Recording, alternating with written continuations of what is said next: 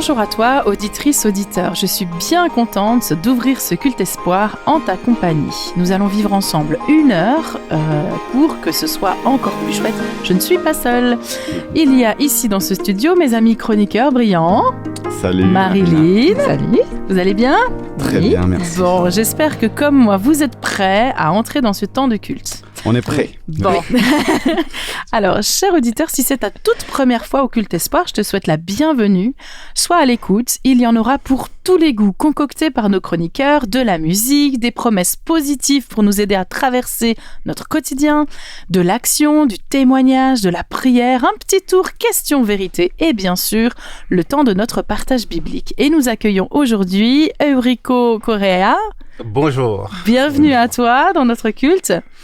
Merci. Est-ce que tu pourrais te présenter un petit peu pour nos auditeurs ? D'une manière très simple, je suis Eurico. Voilà, ça se prononce Eurico. Mais j'accepte Eurico. Je suis originaire du Cap-Vert. Je suis aussi portugais et je suis marié. J'ai 3 enfants. Voilà. Je suis enseignant à la faculté de théologie ici à Collonges. Voilà. Qu'est-ce que je peux dire d'autre ? C'est déjà bien. Ouais. C'est pas mal déjà. Ouais, c'est un bon démarrage. On va aborder aujourd'hui un thème qui est fort intéressant. Est-ce que tu peux nous en dire un peu plus ? Oui, en fait, le titre que j'ai choisi pour la réflexion, c'est « Mes directives ou les siennes ». Et je m'inspire de l'histoire de Jairus pour vous montrer combien on lui ressemble, en fait, dans nos pratiques quotidiennes, dans notre pratique spirituelle. Voilà. On a l'habitude, des fois, de donner des ordres à Dieu au lieu d'attendre ses ordres. D'accord. Ok, je me réjouis d'entendre la suite dans quelques instants. Je prie que Dieu soit à nos côtés pendant ce temps spécial.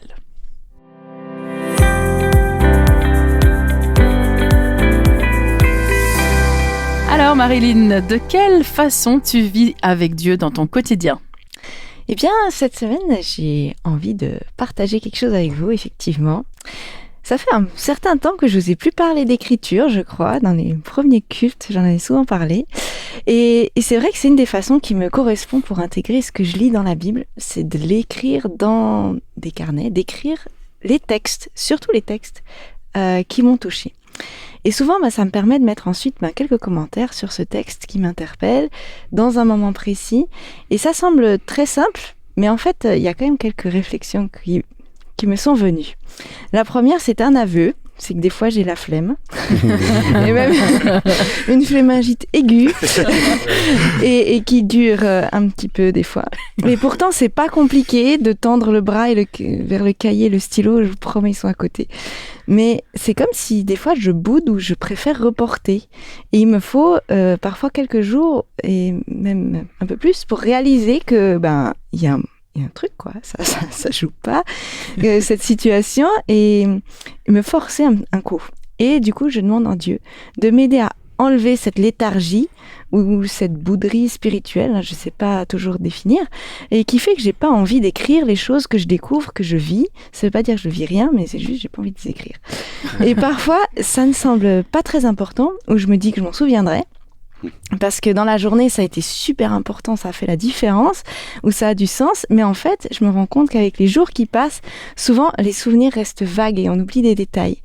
Et en même temps, c'est aussi, j'ai vu, tellement précieux d'être à jour, comme je dis, surtout dans les moments délicats et chargés, parce qu'il m'est souvent arrivé de me rendre compte que quelques jours après, en allant relire ce que j'ai écrit, qu'en fait, j'avais reçu spécialement quelque chose que j'avais besoin juste après. Et de pouvoir y revenir dans le fait que c'est écrit, avant ce qui s'est passé, je me dis, j'ai pas inventé, j'ai pas falsifié ma compréhension, c'est ce qui m'avait encouragée et ça m'encourage encore plus. Et la seconde chose que j'ai remarquée, c'est qu'il y a une puissance dans le recopiage.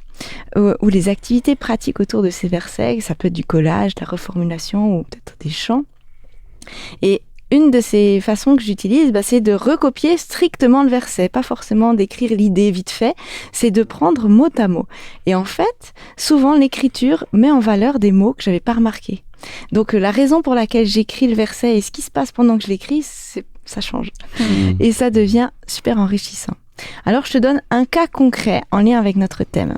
Avec la fête de l'Ascension qui a eu lieu tout récemment, j'ai trouvé intéressant de relire ce passage dans la Bible. Un verset m'a touchée. Donc, c'est dans le livre des Actes, tout début du livre des Actes dans le Nouveau Testament que j'ai relu. Et puis, Jésus est ressuscité à ce moment-là et répond à une question de ses disciples avant qu'il monte au ciel. Ses disciples lui demandent quand est-ce que ça va être que le royaume va être rétabli, le royaume d'Israël, et puis il lui dit, il n'est pas à vous de connaître les temps ou les moments que Dieu, le Père, a fixés de sa propre autorité. Mais il continue, mais vous recevrez une puissance lorsque l'Esprit Saint viendra sur vous et vous serez mes témoins. Il dit d'autres choses aussi. Et en recopiant le texte, c'est là que j'ai réalisé que chacun a son job en fait dans l'affaire. Le maître du temps, c'est Dieu. Il tient le timing et ses promesses. Mais il ne nous laisse pas sans rien. Vous recevrez une puissance lorsque l'Esprit viendra sur vous et vous, votre job, c'est d'être mes témoins. Il a autorité et il partage sa puissance pour qu'on puisse être ses témoins de ce qu'il est. Waouh. Moi, ça m'a marqué quand j'ai écrit et j'ai pensé aussi à ce culte qu'on prépare entre mes directives ou les siennes. Le timing, c'est Dieu qui gère. Ok. Et en écrivant ce verset, du coup, j'ai pu continuer à noter rapidement ce qui m'interpellait et c'est resté cogité encore pour que je le raconte. Et en tout cas, c'est vraiment quelque chose que je te propose de cultiver. Parce que chaque fois que je prends le temps de noter, que ce soit un verset, ça peut être ce qui me marque dans un message ou une lecture, ou même des petites choses pour lesquelles je suis reconnaissante des jours précédents, non seulement ça m'aide à les retenir, mais souvent à les approfondir. Et prendre le temps de le faire, c'est vraiment enrichissant. Et des fois, ça prend même pas autant de temps que ça. Alors voilà, ça m'encourage à moi me battre et à demander à Dieu quand j'en ai besoin de m'aider à sortir de cette léthargie. Et ça m'encourage à te proposer de faire pareil.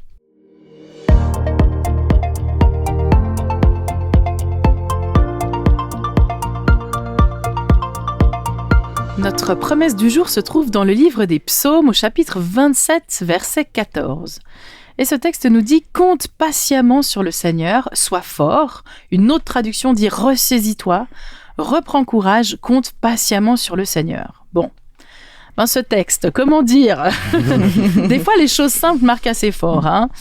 Déjà, le « compte patiemment sur le Seigneur », c'est déjà pas toujours facile de compter sur Dieu dans le quotidien.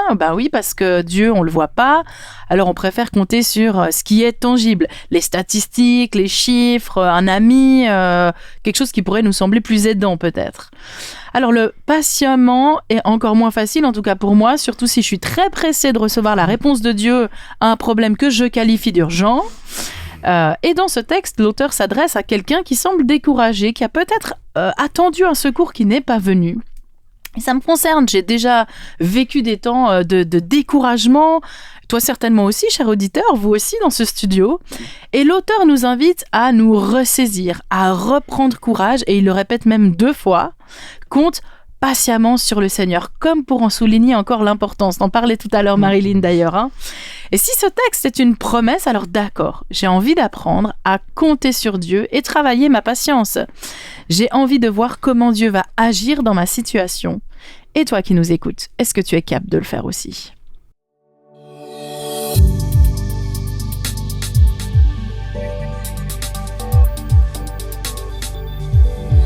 Aujourd'hui, dans ce culte, on va parler de laisser de la place à Dieu, de laisser la place à Dieu d'être tel qu'il est. Encore faut-il savoir qui il est. Le premier chant que j'aimerais te partager parle d'un Dieu impressionnant qui règne du ciel avec sagesse, puissance et amour. Il est merveilleux et glorieux, son amour nous rend victorieux. Il a écarté la peur. Maintenant, nous le louons car il nous a délivrés. Personne ne peut nous arrêter. Satan ne peut nous arrêter car notre Dieu est un Dieu impressionnant. Il règne du ciel avec sagesse, puissance et amour.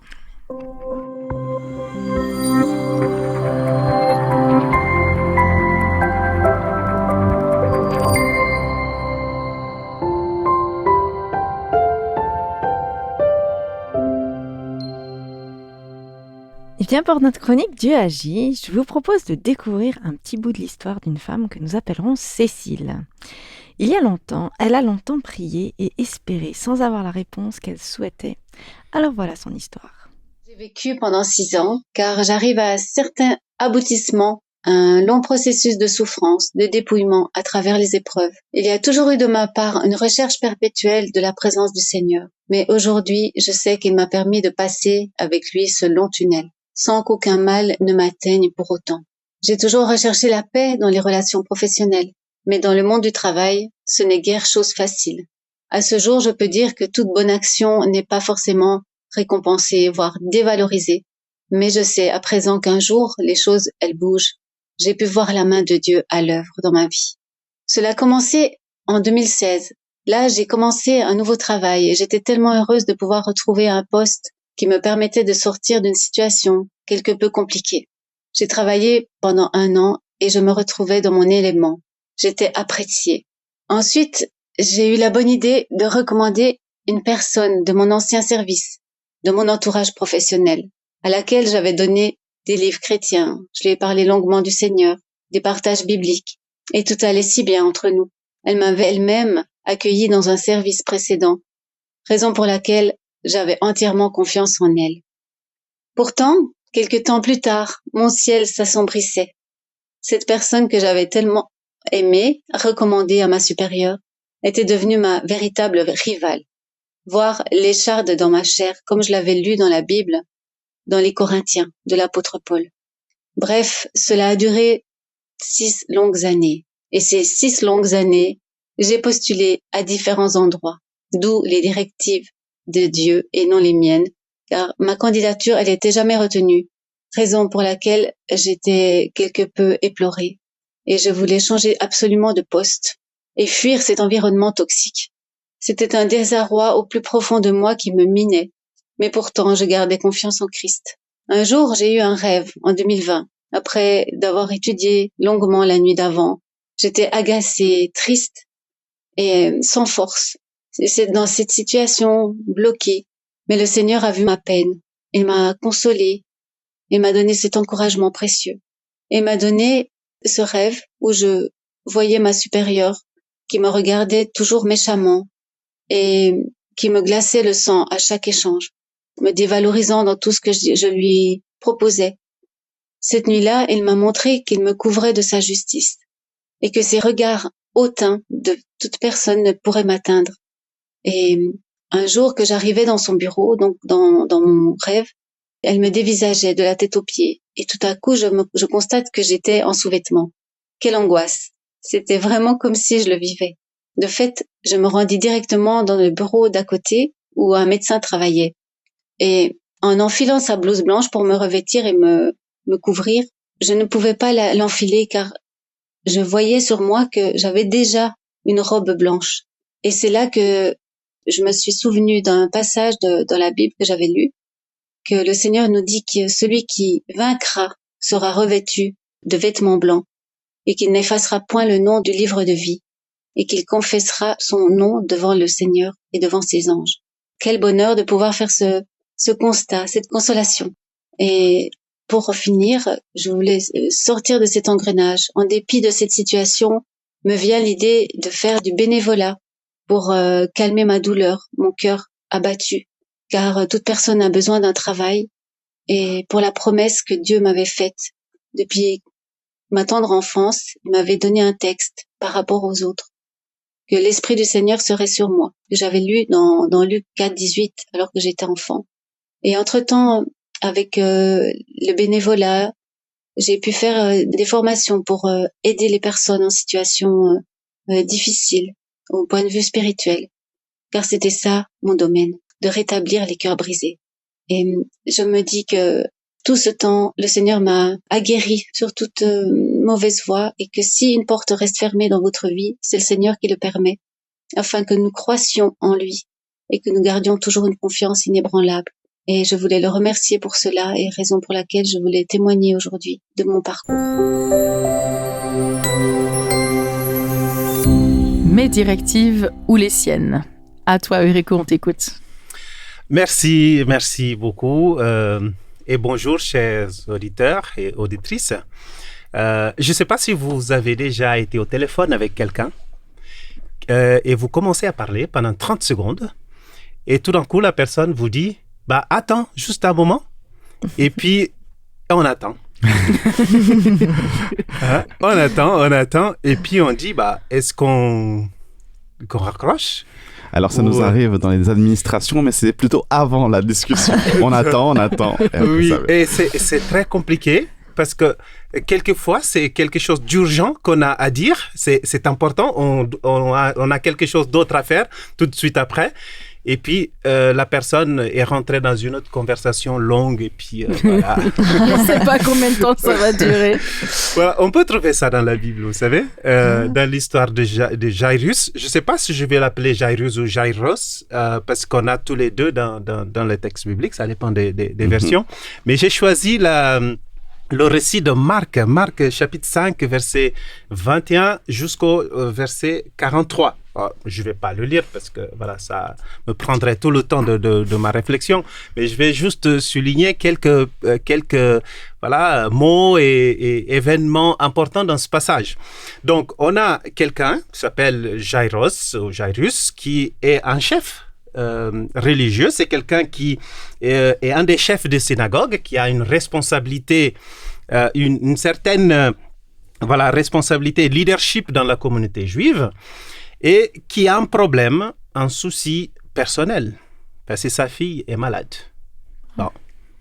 Quand on a un fils ou une fille malade, et je ne sais pas s'il avait d'autres, mais quand on dit sa fille, on imagine qu'elle pourrait être la fille unique. Bon, on se dit, si j'étais à sa place, j'aurais été un peu désespéré. Voilà. Et je pense qu'on peut voir ce désespoir-là dans le texte biblique, parce que le texte dit qu'ils étaient au bord de la mer et Jairus apparaît. Voilà, il arrive en voyant Jésus. Le texte dit « il tombe à ses pieds ». Si vous lisez les évangiles, ce n'est pas tous les jours qu'on va trouver un chef religieux faire ce geste-là. Je ne sais pas si vous avez déjà remarqué ça, mais quelqu'un qui va se prosterner devant Jésus, un juif, c'est pas n'importe... c'est pas peu de choses, je veux dire. Donc, c'est quelqu'un qui va avoir une attitude d'adoration, mais je dirais plutôt de supplication. Voilà, il a un problème, c'est un problème grave, parce que le texte dit, quand il parle, c'est Jairus qui parle à Jésus, « Ma fille est sur le point de mourir ». C'est pas une grippe, c'est quelque chose de grave. On ne sait pas qu'est-ce qu'elle avait, mais c'était vrai qu'elle ne pouvait pas survivre avec ce problème.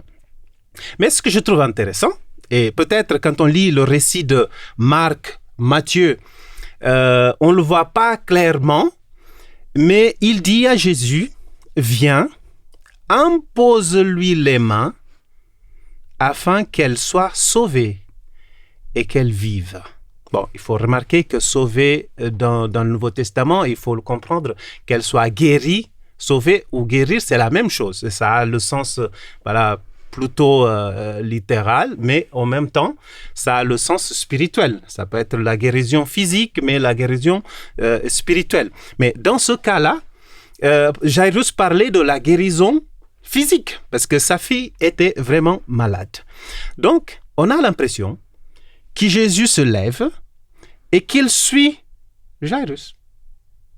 C'est là où l'appel est interrompu et on attend. On attend.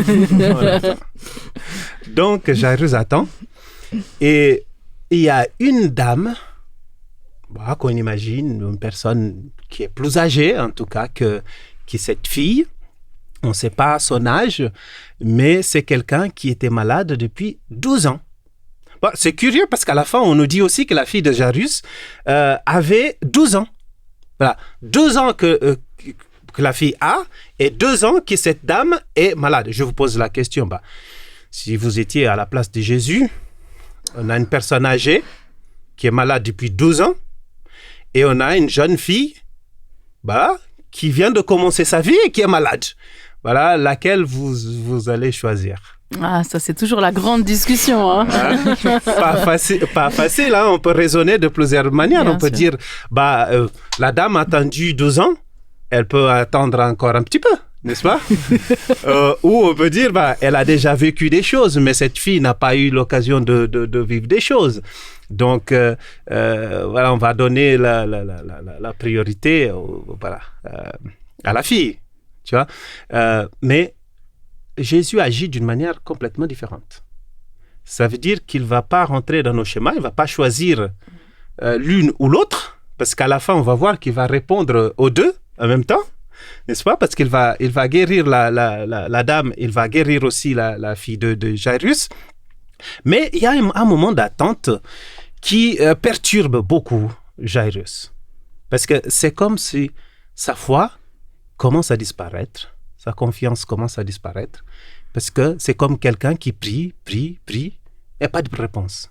Pas comme dans l'histoire qu'on vient d'entendre. Donc, il commence à désespérer. Donc, Jésus prend le temps de guérir cette dame. Et puis, le moment où les gens qui étaient chez Jairus arrivent pour donner la nouvelle, c'est trop tard, Jairus. On a l'impression qu'il est en train d'insister encore, hein, parce qu'ils sont venus vers lui pour lui dire « Ça ne vaut plus la peine. Oublie, ta fille est morte. Oh. » Terrible, hein? Terrible. Quoi faire? Qui pensait de Jésus? Qui pensait de Dieu? Qui, dans des moments plus difficiles, voilà, il ne répond pas. C'est un silence qui dérange. Ta fille est morte. Pourquoi importuner encore le maître? Jésus regarde Jairus et prononce cette phrase: n'aie pas peur, crois seulement. N'aie pas peur, crois seulement. Est-ce que ça vous suffit d'entendre ça? Moi, je lui aurais dit, franchement, t'as un peu tardé quand même. Hein. Oui. Et vous savez, c'est la répétition d'un schéma qu'on va trouver chez Lazare. C'est la même chose, hein? Les sœurs sont là en train de souffrir. Jésus est juste à côté, parce qu'il n'était pas vraiment très loin. Et puis, il prend son temps et il ne vient pas tout de suite. Et voilà. Mais quand il arrive, il va chez Jairus. Il va le suivre. Ça, pour moi, c'est encourageant, parce que même si ça prend du temps, Jésus va quand même répondre. N'est-ce pas? Et si Jésus a évoqué le besoin de foi, ça veut dire que Jairus avait besoin de développer quelque chose en lui. C'est pas, tiens, on a besoin de quelque chose, on demande. C'est comme quand on va à la machine là pour faire le retrait d'argent. On a besoin d'argent, on met la carte et puis tout de suite après, voilà, il y a de l'argent. C'est pas comme ça que ça marche. Des fois, il y a tout un processus compliqué à assimiler, à accepter, mais ça fait partie aussi de notre parcours spirituel, de notre croissance. Et je pense que Jairus n'est pas sorti le même Jairus. Après cet événement, il a accompli quelque chose.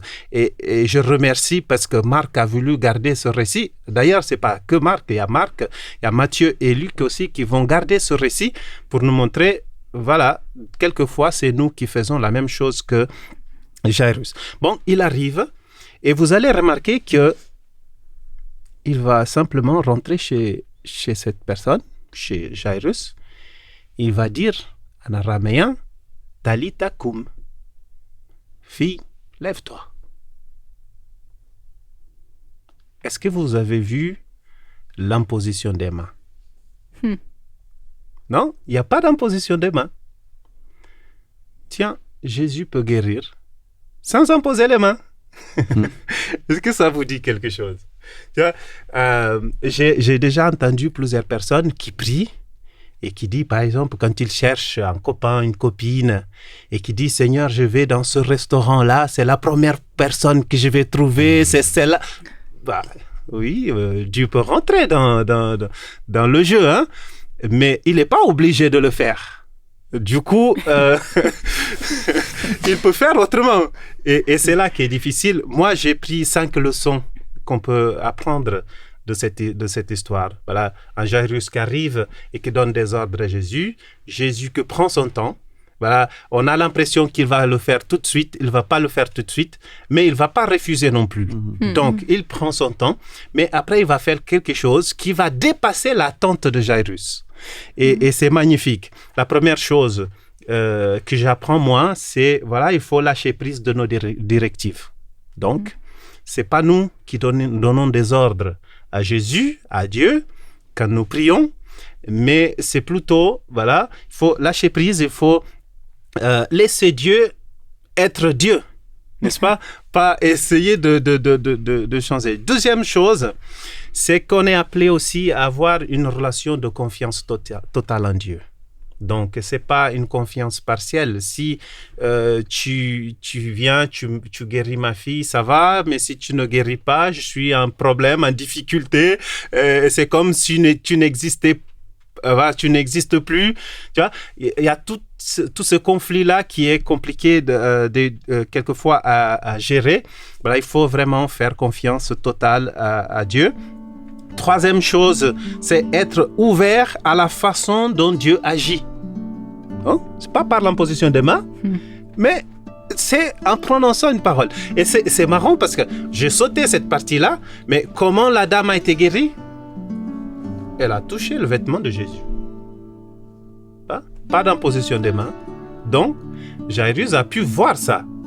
Ah, au final, Jésus peut guérir sans imposer la main sur quelqu'un.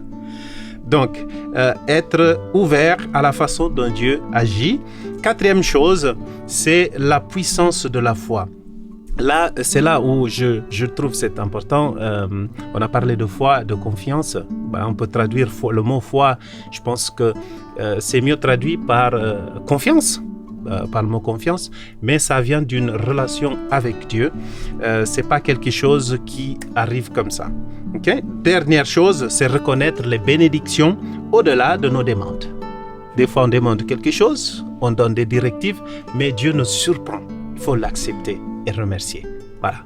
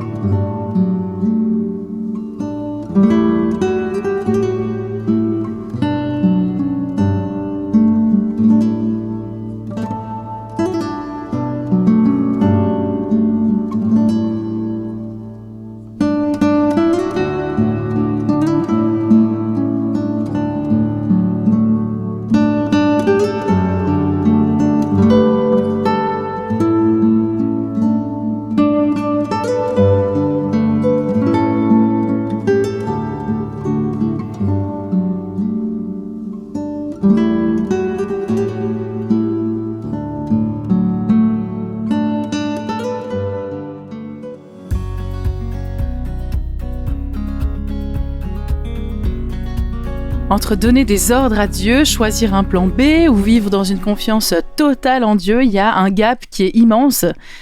D'où cet échange. Mes directives ou les siennes. Merci en tout cas Rico pour ce partage. Parole à vous, parole à nous dans ce studio pour un temps d'échange. Et toi, ça te parle?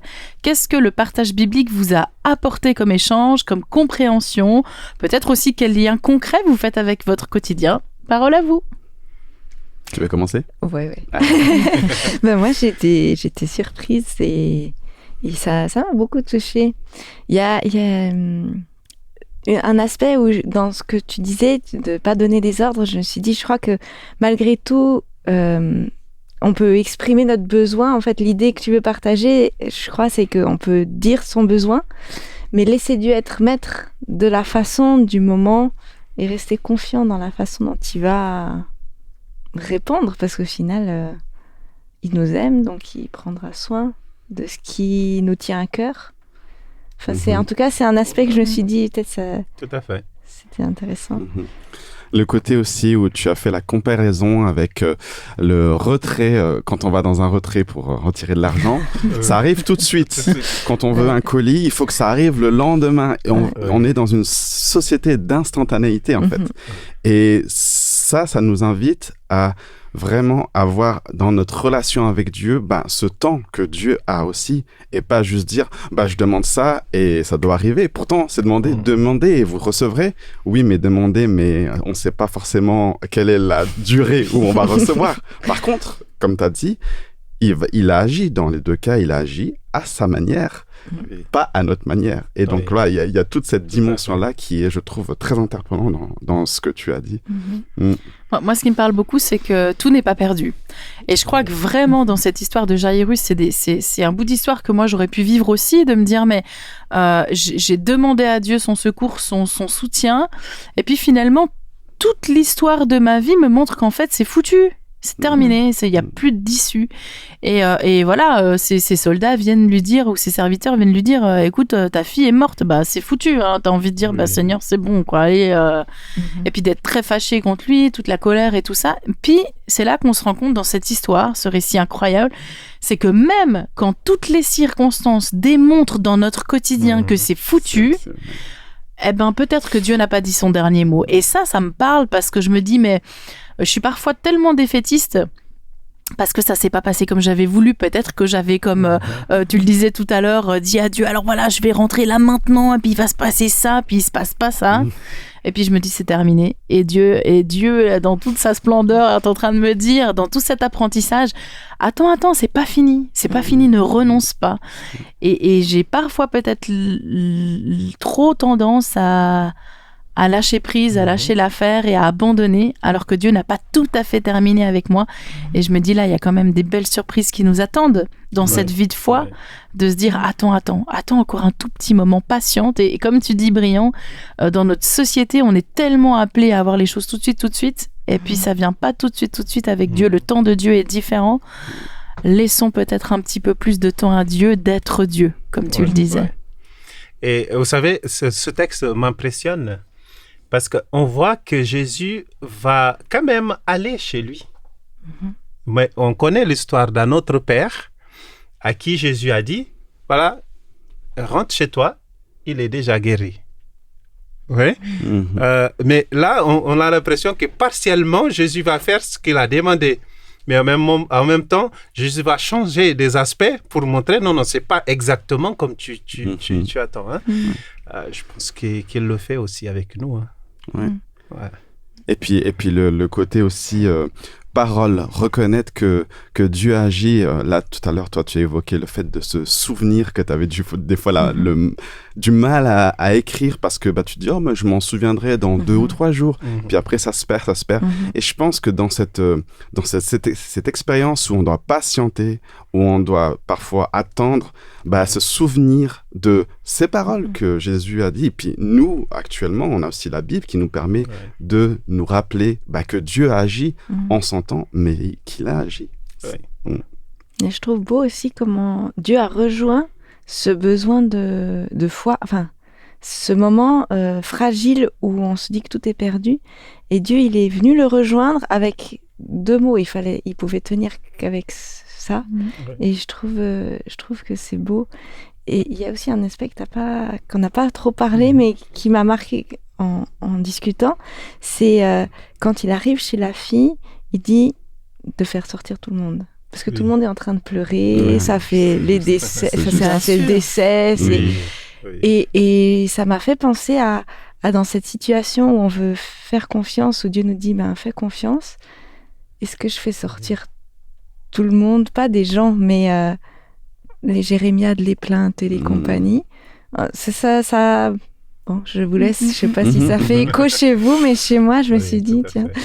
Ça me fait aussi écho dans le sens où parfois on s'entoure aussi. Alors là, je pense au-delà juste de sensations, de sentiments, tout ça, mais de personnes aussi qui vont nourrir cette attente insatisfaite, qui vont nourrir cette réponse précipitée de Dieu qui vient pas, et puis ça doit venir tout de suite, et puis Et du coup, peut-être à trop écouter tous ces échos-là, on est moins dans l'intérieur et dans cette relation avec Dieu qui nous dit attends, ça vient, attends. Oui. Le problème, c'est que des fois, c'est logique ce que les gens disent. Et on a l'impression qu'ils ont raison. Hein? Tu as vu? Il n'est pas venu. Ta fille est morte. Mais c'est là qu'on se trompe, en fait. Logique humaine. Oui. Merci pour ces échanges.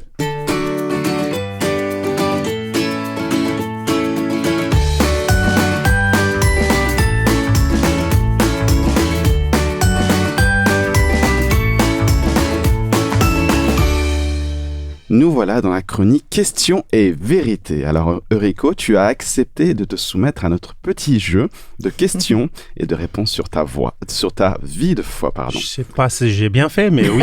Ça va le faire, t'inquiète pas. Nous aimons prendre le temps de découvrir, parce qu'au-delà du théologien que tu es aussi croyant, avec, j'imagine, un vécu personnel avec Dieu. Ouais. Parce que Dieu, ce n'est pas que de la théorie, mais c'est aussi une relation qui se vit au quotidien. Alors, est-ce que tu es prêt? Oui. Voilà, c'est parti. Alors, as-tu un verset préféré? Si, Jean 3,16. Ah. C'est un verset que les enfants aiment beaucoup aussi. Et moi, je l'aime beaucoup. Et voilà, je l'avais ouvert déjà. Hein? Car Dieu a tant aimé le monde qu'il a donné son Fils unique pour que quiconque met sa foi en lui ne se perde pas, mais ait la vie éternelle. J'aime bien le lien qui existe entre l'aimer et donner. Aimer et se donner. Et je vois ça ici, pour moi, c'est l'invitation aussi à donner, mais aussi à se donner. Voilà, donner à l'autre. C'est magnifique. Super. Est-ce que tu as un livre de la Bible vers lequel tu reviens souvent? Oui, plus maintenant, parce que voilà, je prêchais beaucoup sur le livre de Jonas. Okay. C'est mon livre préféré de la Bible. Dans l'Ancien Testament, du coup. Dans l'Ancien Testament. Et mes enfants m'ont dit, papa, tu prêches toujours sur Jonas? Parce qu'une fois, j'ai fait 4 églises d'affilée, 4 sabats d'affilée, Jonas. Et mon fils aîné m'a dit, est-ce que tu n'as pas d'autres choses à prêcher? Parce que nous, on commence à connaître déjà par cœur le message. Oui, mais c'est le livre de Jonas, je trouve très intéressant, l'appel et comment il réagit. En fait, je valorise beaucoup la dimension humaine qui va apparaître dans ce texte-là. Voilà. Alors, il y a plusieurs manières de prier. Est-ce que tu pourrais nous partager une de tes manières pour prier? Ah, ça, c'est très intéressant. Quand j'ai connu la foi, je suis venu à l'église, j'entendais les gens qui priaient avec des formules complexes, des titres qu'ils donnaient à Dieu, c'est très compliqué. Et je pensais que je ne savais pas prier parce que je ne connaissais pas ces mots-là pour dire des choses et tout ça. Et puis, moi, quand je priais publiquement, j'étais obligé aussi d'adopter un certain nombre de titres et tout ça pour faire beau et tout. Mais j'ai senti que ça n'avait pas de puissance. Et j'ai découvert que c'est mon moment privilégié. C'est pas quand on m'invite à prier publiquement, mais c'est quand je suis seul avec Dieu, j'enlève tout. Il n'y a pas de formule. Je suis direct avec lui. Je le traite comme si c'était quelqu'un qui est en face de moi. Et je lui dis, cache tout ce que je ressens. Sans filtre. Sans filtre. Et je dis tout ce que j'ai besoin. Et puis tout d'un coup, je me sens en paix. Et ça fonctionne. Voilà. Est-ce que tu as un chant chrétien que tu affectionnes particulièrement? Oui, et c'est pas en portugais par contre, et c'est pas en français, je connais moins les chants en français, mais c'est le chant Amazing Grace, interprété par Wintle Phipps, je sais pas si vous connaissez, c'est un adventiste américain qui chante très bien ce chant-là, mais j'ai découvert aussi une version de Lina Rimes, quelque chose comme ça, une dame aussi qui chante ce chant-là magnifiquement. Ok.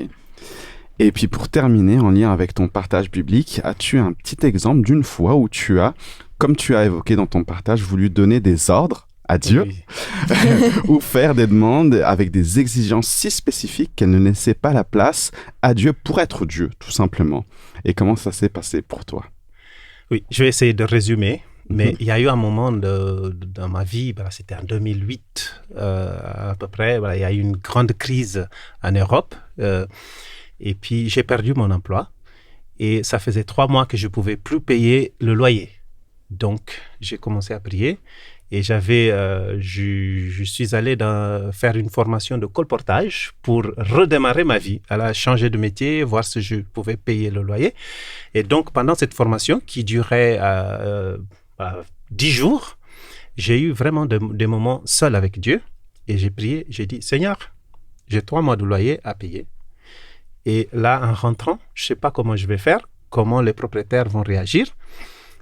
J'ai besoin d'une maison gratuite. Et j'ai besoin d'un travail. Donc, et j'ai besoin aussi que le propriétaire accepte que je ne paye pas les 3 mois là tout de suite et qu'on m'accorde le temps. Donc, j'ai besoin de 3 choses. Qu'est-ce que tu peux faire pour moi? Ce jour-là, ça c'est vraiment une réalité. Je arrête de prier. Mon épouse m'appelle. Elle me dit, bon, je vais te dire quelque chose, mais en te connaissant, je sais que tu ne vas pas accepter. Parce qu'elle trouve que des fois, je n'aime pas accepter des choses des autres et tout ça. Elle me dit, il y a une sœur qui m'a appelé en disant, elle ne savait pas qu'on était en difficulté. Hein. Elle dit, est-ce que vous accepterez d'habiter dans notre maison? On a une petite maison. C'était à notre fils. Mais il est parti. Donc, on a cette maison libre. Est-ce que vous accepterez de venir habiter ici? Gratuitement. Gratuitement. Alors qu'elle ne savait pas votre situation. Elle ne savait pas. Et puis après, le propriétaire aussi acceptait. Non, ça arrive à tout le monde et c'est un moment compliqué. Non, vous payez quand vous pouvez. Il n'y a pas de problème avec ça. Dieu a répondu exactement à tes exigences. Mais je suis conscient que j'étais très exigeant. Effectivement. Mais tu vois, tu es bien arrivé, c'est super. Merci de t'être prêté à ce jeu de questions avec authenticité. Merci.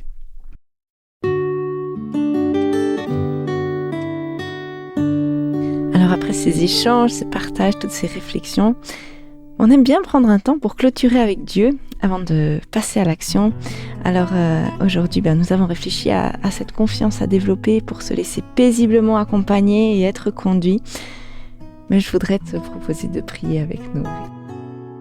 Père Céleste, merci infiniment pour ce moment très agréable que nous avons passé ensemble autour de cette question, mes directives ou les siennes. Donc, je te demande de nous aider à comprendre comment on doit avoir cette relation avec toi. Mais surtout, je te demande de pouvoir faire en sorte qu'on te connaisse vraiment, qu'on puisse t'aimer vraiment et qu'on puisse te parler franchement. Nous comprenons que c'est toi qui fais tout. On te laisse être Dieu. Mais on te prie aussi de nous accompagner. Tu sais que nous avons des faiblesses, des besoins. Sois avec nous. Merci pour tout. Merci aussi de rentrer dans nos jeux des fois, dans nos besoins, dans nos exigences. Merci infiniment. Amen.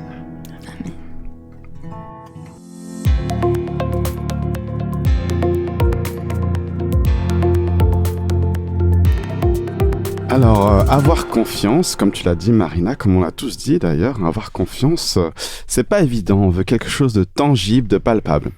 Alors, quel type d'action dans la semaine on pourrait bien avoir? On t'attend. Alors, peut-être un défi plutôt simple, alors en apparence, même si la flemme peut nous rattraper. Répète cette phrase quand tu es découragé, que tu perds espoir, que tu te sens abandonné. Alors, si tu es toute seule, tu peux même le dire à haute voix. Les mots ont parfois une portée différente dits à l'oral. Répète ces mots simples. Compte patiemment sur le Seigneur. Sois fort, reprends courage. Compte patiemment sur le Seigneur. Bon, tu l'auras peut-être reconnu, c'est le verset du jour qu'a choisi Marina. Alors que ce verset puisse t'accompagner dans les moments de doute, de difficulté, de souffrance, d'attente, et qu'elle puisse, par-dessus tout, augmenter ta relation de confiance avec Dieu lui-même. Merci Brillant de nous mettre en tout cas en action pour cette semaine. Auditrices, auditeurs, nous arrivons à la fin de notre culte espoir. Je suis reconnaissante en tout cas que tu sois resté jusqu'ici pour partager avec nous ce moment spécial. Je remercie nos chroniqueurs du jour, Brillant, Marilyn, pour vos chroniques riches, variées. Merci également à Cécile, ce nom d'emprunt, mais pour ce témoignage fort qu'elle nous a livré. Et merci Eurico Correa pour ce temps de partage qui a été possible et que tu nous as partagé. Je remercie Dieu de nous avoir accompagnés durant ce culte espoir.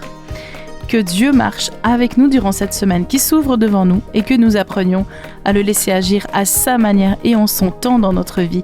Waouh, quel défi! Bon chemin vers la confiance en Dieu. Bye!